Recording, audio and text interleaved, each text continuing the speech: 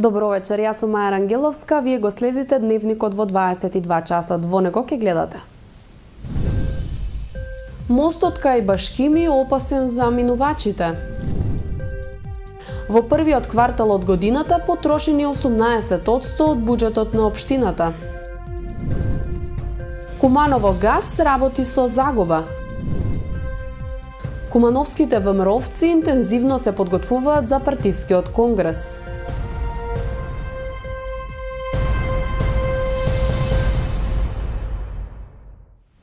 Подитно мора да се поправи мост на реката Липковка, кој беше оштетен за време на последните поплави, а представува сериозна опасност за граѓаните кои живеат во близина на стадионот Башкими.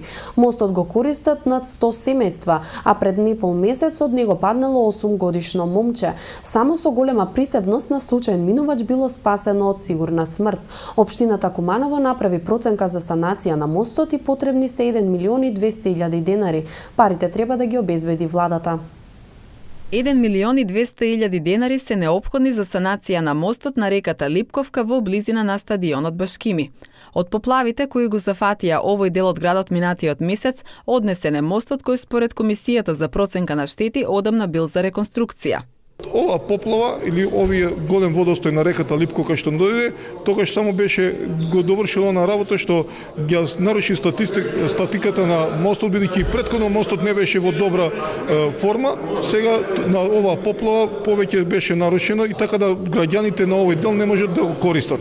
Распаднатиот мост е единствениот што ја поврзува улицата Јоско Илиевски со централното градско подрачје. Граѓаните се повеќе се плашат да поминуваат по него, особено откако едно дете бегајќи од куќе паднало во реката.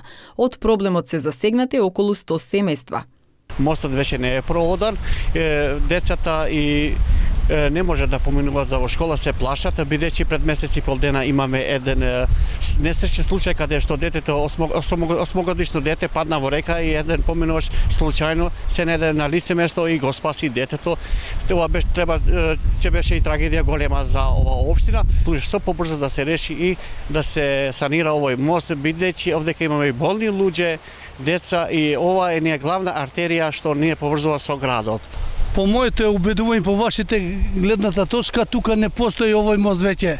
Тука треба да се санира од ново, да се стави нов мост и нова градба. И уште да апелирам до Министерството за транспорт и врски кај господин Јанекиевски да смогни сили и да ни излезе на сусрет не за нас, веќе ние го предевме рокот. За ова младите сили што остануваат пред нас. Апелирам и уште еднаш благодарност од вашата телевизија што одвоите време за ова денеска. Сами гледате во кои услови живеат. Не дај Боже да се запали некоја куќа во таа страна, нема што да падне. Да умре некој човек, тука ќе го закопиме, нема кај да пред луѓето. И покрај тоа што збирниот извештај за проценка на штетите беше усвоен без ниту една забелешка и без расправа, сепак 10 советници гласаа против. Па сега не знам на што се должи гласањето против, мада Советот го усвои со мнозинство гласови, односно со 19, имаше неколку гласови против.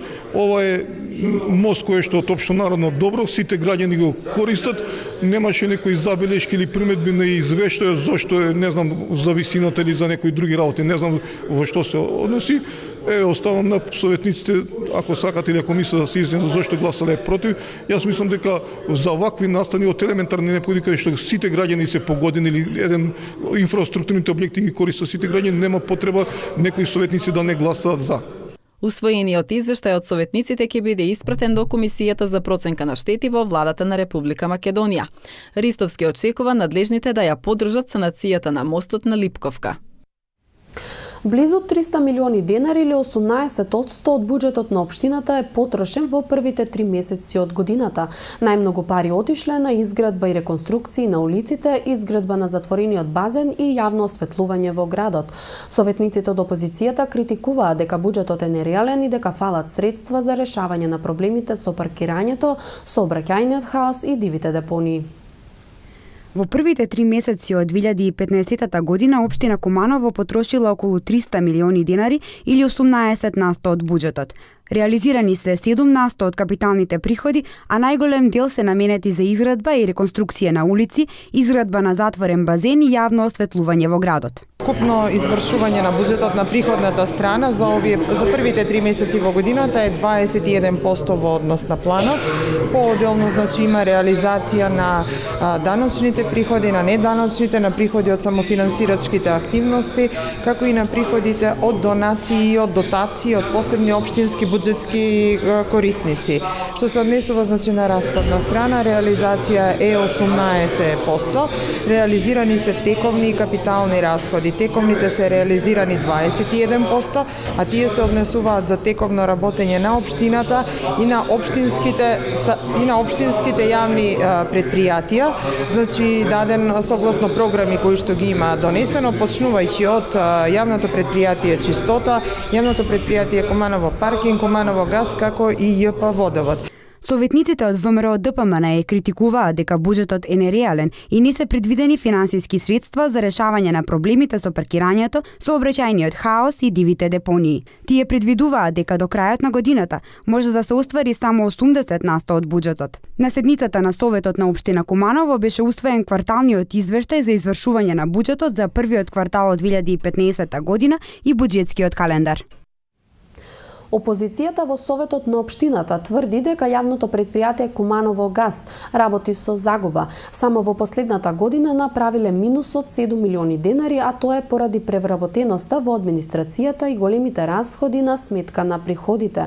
Директорот се правда дека предпријатието се уште е во развој, а оптимизам му влева тоа што кумановци се повеќе покажувале интерес за гасификација на нивните домови.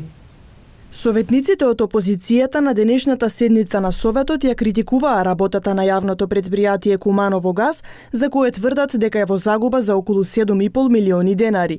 Тие велат дека предпријатието има повеќе расходи од приходи и дека на тој начин то не во загуба. Истото како и претходните извештаи, секоја година Куманово газ прави се поголема и поголема загуба. За плати не може да исплати само на вработените и кога ќе се погледне составот на вработени, од 10 вработени Куманово газ има само во администрација 6 вработени. Правници има 3, економисти 2, администрација 1. Значи од 10 вработени 6 вработени му се администрација. Не знам дали толку администрација му треба и толку правници на Куманово газ. Така да се повторува како и за сите јавни предпријатија, се повеќе и повеќе сме во загуба. Директорот на предпријатието Драган Петровски истакна дека Куманово газ е предпријатие во инвестиција, кое мора да прави расходи за да има приходи. Според кварталниот извештај од минатата година, предпријатието остварило приходи од околу 3 милиони денари, а расходи од околу 5 милиони денари. Тоа значи дека истото само за овој период е во загуба од 2 милиони и 200 илјади денари. Петровски нагласи дека го радува фактот што се повеќе кумановци покажуваат интерес за приклучување на гасификациона мрежа. Интерес веќе покажале жителите на Октомвриска револуција, Трета МУП и улицата Пионерска. Ние имаме направено 2 приклучка, односно не се 2, за физички лица 2 приклучка кои се наоѓаат, гравитираат во населба Гоце Делчев, на улица Бранко Богдански Гуцман и на Васко Карангелевски уште еден приклучок. Имаме направено, значи, се уште не се троши газ, затоа што во тој дел треба трасата да се испита според правилник за притисоци.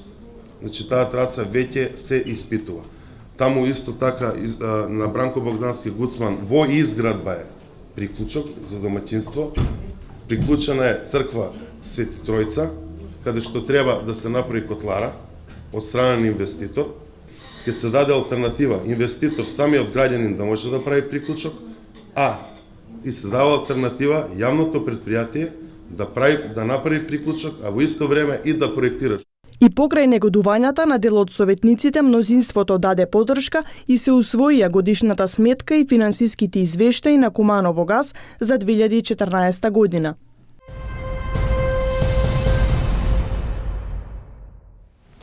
Граѓанската опција за Македонија повеќе нема да ја критикува локалната власт, туку со позитивен однос ке влие на решавање на проблемите на граѓаните. Членот на Централен одбор на ГРОМ Зоран Петрушевски на денешната пресконференција на поодбивен и ироничен начин ги замоли надлежните да си ја вршат работата за што уредно се платени.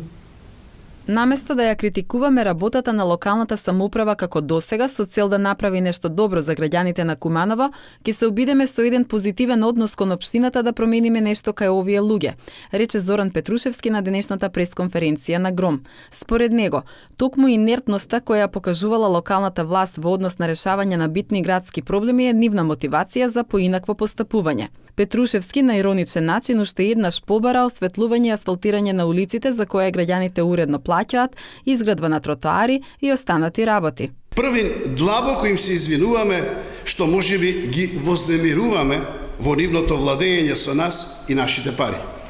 Потоа, ветуваме дека во иднина нема да им бидеме досадни.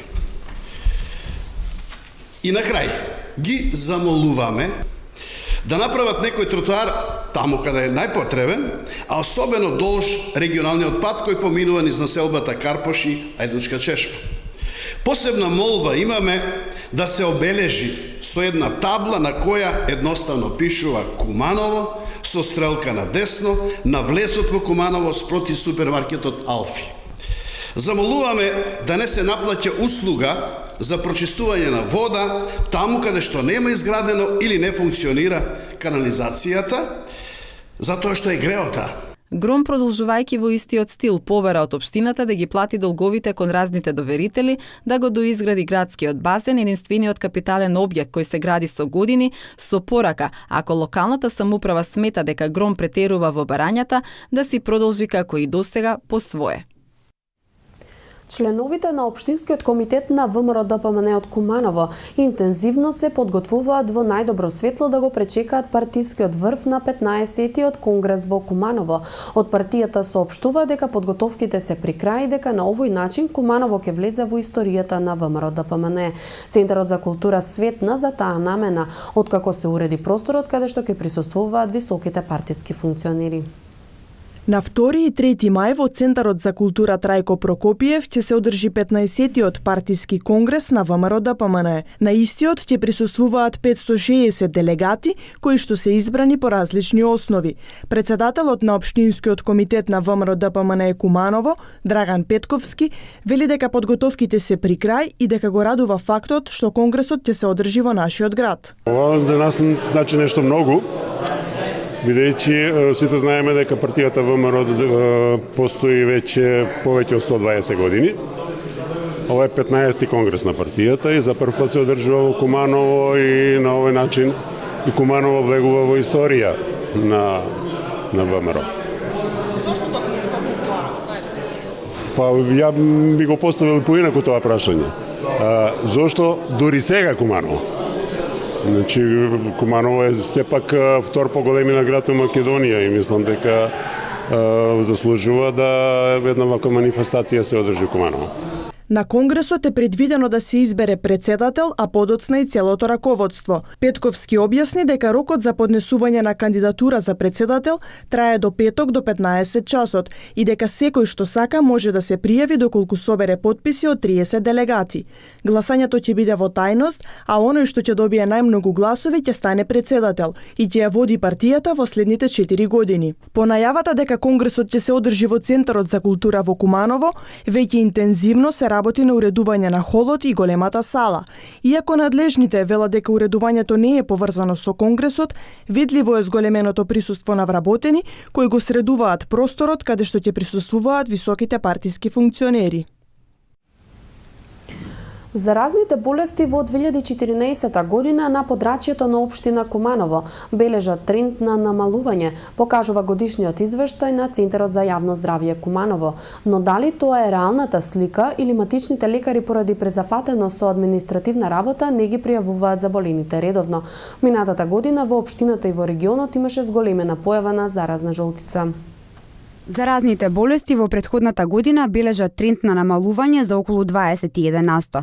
Советничката на НСДП Сунчица Јосифова годишниот извештај го окарактеризира како добро изготвен и посочи дека од Центарот за јавно здравје се преземени мерки за намалување на заразните заболувања. За 2014 година може да видиме дека бројката на пријавени заболени од Акутен ентероколит и од варичела е намалена, тоа се двете први ставки, во однос на 2013 година, по број на пријавени болни скабиес, односно народски речено шуга и акутен вирусен хепатитис тип А, имаме зголемување во однос на претходната година, односно на периодот 2011-2013 година, немавме некоја поголема епидемија на акутно труење со храна, што секако е една позитива, односно еден добар момент во сето тоа.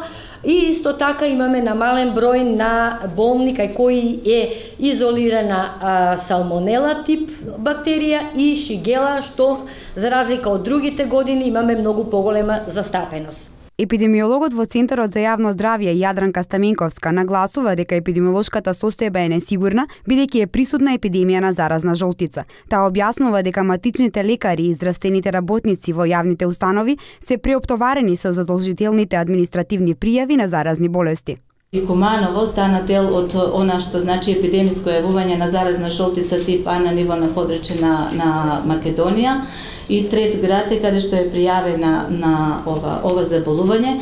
Така да со вкупно 107 заболени, ние ја имаме ова вкупна бројка заклучно со 2014 и после превземање на заедничка соработка со локалната самоуправа, со сите основни и средни училишта на подрачје на општината, со Центарот за јавно здравје и со сите други наши соработници, успеавме оваа епидемија да ја ставиме значи под една контрола. Совеста значи на оние производители на храна кои што се занимаваат значи со дистрибуција, со промет, веќе свеста значи е развиена така да тие ги преземаат сите мерки кои што се во оние превентивни во однос на дезинфекција, дезинсекција, хидратизација, што е она се законска регулатива во вршење на здравствени санитарни прегледи, така да веќе од нивна страна, значи и од страна на Центарот за јавно здравје во однос на контрола, така да имаме една слика која што можеме да кажеме дека не се намалени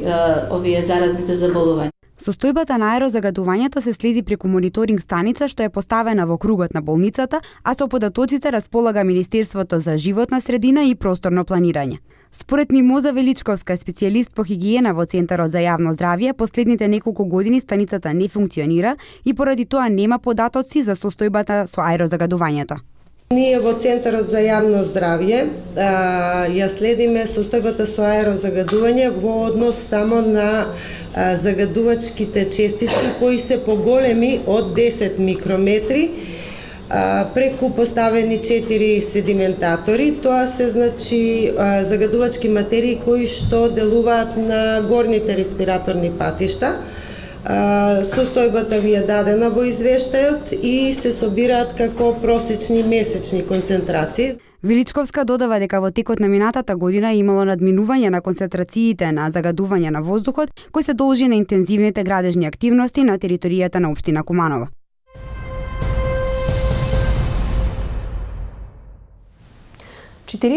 Годишниот БС и неговиот син НС од Куманово вчера околу 18 часот го претепале 54 годишниот ДЈ во атерот на селото Куклица, Кратово. На физичката пресметка со стапи тупаници предходела расправија.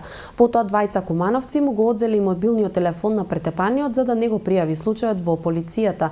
ДЈ бил пренесен во Кумановската болница каде му била укажана лекарска помош. Осомничените се приведени и по целосното расчистување ќе следи соодветен поднесок. Во Центарот за култура Трајко Прокопиев утре вечер во 20 часот концерт ќе одржи пијанистката Елена Костовска.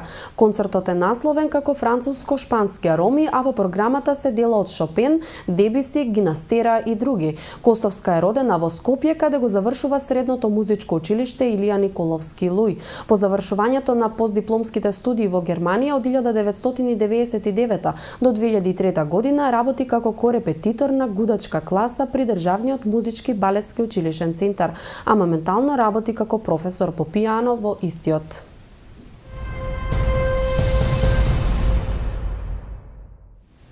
Кошаркарскиот клуб Куманово синоќа на гости загуби од Работнички. По тензичниот надпревар кумановските кошаркари беа поразени со резултатот 91 наспроти 84. По надпреварот тројца навивачи физички нападнале двајца полициски службеници. Од МВР информираа дека против нападјачите ќе бидат поднесени соодветни кривични пријави. Кошаркарите на Куманово загубија на гостувањето на Работнички со резултатот 91 наспроти 84. Кумановци во првото полувреме имаа одлична игра и достигнаат двоцифрена предност. Работите се сменија на почетокот на второто полувреме кога Работнички успеа да достигне разлика со предност од 5 поени. Во последната четвртина Кумановци покажаа најслаба игра, каде што од 7 обиди за 3 поени за Куманово, само Вукашин Мандиќ и Бранислав Ѓекиќ беа успешни. Од редовите на Работнички со по 20 поени се истакнаа Дарко Соколов и Ѓорѓи Чековски, додека Урош Луковиќ со 17 поени и Александар Костовски со 16 беа најистакнатите кумановски кошаркари. По овој надпревар кошаркарскиот клуб Работнички ќе се сретне со екипата на МЗТ Скопје, додека следниот надпревар Куманово ќе го игра во петок со Фени Индустри. По синоќешниот надпревар тројца навивачи на навивачката група Кумани наводно физички нападнале двајца полицајци. Проблеми со специјалните единици на полицијата започнале уште во текот на надпреварот, пошто на кратко бил прекинат мечот. Според информациите на МВР станува збор за НК-23, ТС-19 и МД-17 од Куманово, кои со тврди предмети нападнале двајца полициски службеници кои се здобиле со полесни телесни повреди. По расчистување на случајот, нападјачите ќе се соочат со соодветни кривични пријави.